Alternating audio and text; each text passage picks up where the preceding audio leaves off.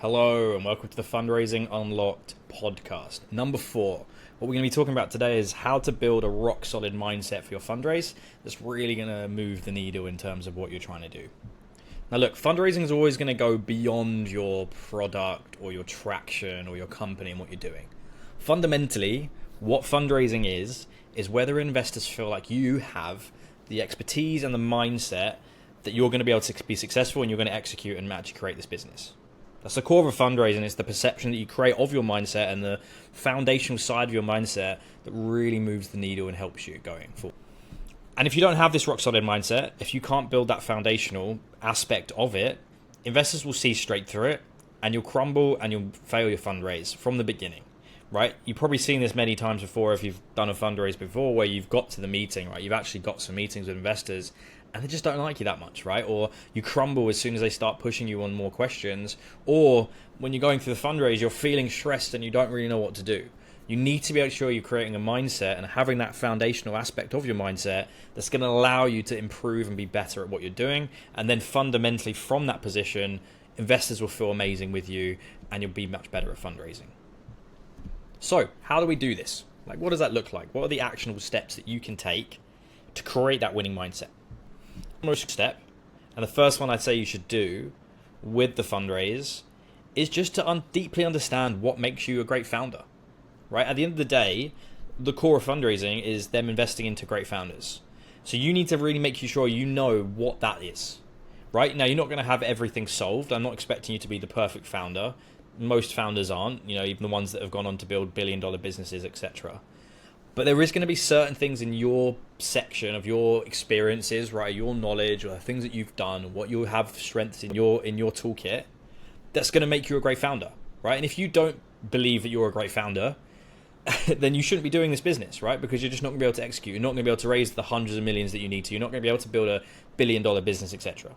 There must be some parts in your experiences of what you've done previously or what you've done right now or what you're good at that's going to make you a great founder, and there's the reason why you should be the CEO and the reason why you've cut everything out in your life to do this exact thing. Now, the first thing we do when I work with founders is just doing a strengths and weaknesses. And you should do this too.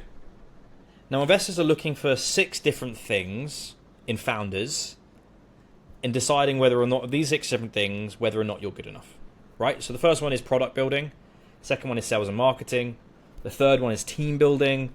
The fourth one is domain expertise. The sixth one is, do you have a good mindset, right? It's the mindset there that really makes you feel like you're going to, have the resilience in what you're doing and really kind of go forward. Now, investors want you to possess as many of these qualities as possible, right? But you may not have all of them, and that's okay. You're probably not going to have all of them. 99% of founders are not going to have all of them, and if you did, you probably raised hundreds of millions already, right? But what you can do with this strengths and weaknesses reports, if you look at those sections of like, okay, am I good at product, or am I good at sales and marketing, all of these kind of things, you can start to really focus on the ones that you're really good at, that you have expertise in, that you're going to just crush, and there's nothing wrong with that, and show them the experiences that you have. And then on the flip side, for your weaknesses, the things you're maybe not as beneficial or good at, you can either start to hiring in people, start to get advisors, start to understand the things you're implementing to make sure you're doing it, and really focusing on those things where they can feel like, okay, so James has an amazing section of product, right? Amazing product. Amazing at sales and marketing, but he's just not got the network. However, he's doing all these things in the network. Or he's hiring someone who has the perfect network, exactly what they need for this stuff. So he may not have it. He's hired in Sarah and she's amazing at exactly this thing. And that's the things you need to be thinking about when you're thinking about, your strengths and weaknesses. And the foundational thing you should think about when you're building your mindset, because that will set the scene of, look, I'm amazing at this stuff. I know I'm amazing at this stuff. I can tell people how amazing I am at this stuff, and show them that I have this amazing thing. And then the weakness is it's being improved already. And I know what they are, and I know what I need to work on. The second one is you need to understand the impact of fundraising. Like, what is fundraising to you? Right? And where I've seen many founders crumble on this side is they don't really know what fundraising is going to do. They don't understand the things it's going to allow you to do. And look, you should never take fundraising lightly, right? In fact, fundraising is an extremely intense process. It can drastically change your company and, more importantly, your own life. It's going to, be very hard. It's going to take many hours. So you have to focus on what you actually want from a fundraise. And the third one is you need to develop a thick skin for rejections, right? rejections are a common thing. You're never going to get away from it.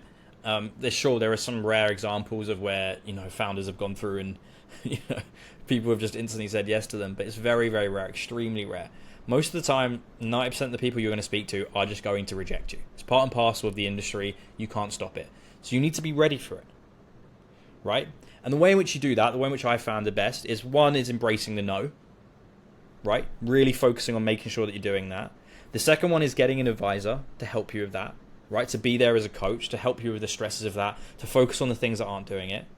The third is focusing on the positive. And the way in which you do that is set a goal. How many investor meetings have I attended? How many have got through to the next stage? Wow, amazing. Look, yes, these people have said no, but I've still got 10 people who are saying yes. I've still got all these people who are super excited. Everyone's saying the same thing. They're all drumming on this. Wow, yeah, I've just done this. Oh, the company's doing amazingly well. Focus on the positives, and then the no's will happen, or whatever. There's not much you can do about it. Rule. And look, that happened to me, right? In my company that we raised $16 million, we had many rejections, but we didn't focus on that. We focused on the ones that were excited and moved them through the needle and moved everything through our structured process to make sure that they were just getting to the next stage. And if someone said no, so what? We had all these other people. I'll use an example of a Series A round that, one of our portfolio companies did at Octopus. We invested into their seed round. They went to Series A. It was a really good company. I'm not going to name the company, but currently they're about to be IPOing for $1 billion. So a really successful company, right? At the time of their Series A, they got one term sheet out of 100 plus people that they spoke to for a lead investor. One. Everyone else said no to them. Yet they're going to be a $1 billion business, exceptionally well, market leading, category leading in their category. And at Series A, everyone rejected them. So I don't want you to think, well, apart from one, of course, I don't want you to think that this is a process where, if everyone's rejecting you, then you're a failure. It's not. And sometimes it may be, right, and you need to think about that. But a lot of the times, it's just part and parcel of it, and keep going and focus on the ones that really care about you. And it's okay if some say no. On that one, and thinking about how you do that in the right way, you really need to think about creating a growth mindset and setting learning goals within your process that's going to be focusing on it. Like I've said many times before, I had 2 failed fundraisers, 2 different businesses that had to shut down because of it. It was only in my 3rd and 4th businesses where I was successful, right? In my, as a VC on the other side of the table, a lot of our portfolio companies, even as a tier 1 VC investing into them to seed, still failed their fundraisers, right? Or had to do bridge rounds. But what you need to realize is that every single fundraising cycle, every single fundraise that you do is a learning experience, right? Every single meeting that you have, every single week that you go through your funding round, and this is why you need to be systemized in how you're doing it, you can think about, okay, am I improving my pitch delivery? Am I understanding more about what I'm doing? Am I focusing on the, really understanding how I'm moving investors through the needle? Am I understanding communication? Am I building a process in the right way?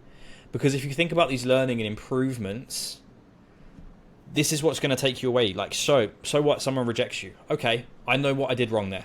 I know I didn't follow up well enough. I know that I didn't communicate this thing in the right way.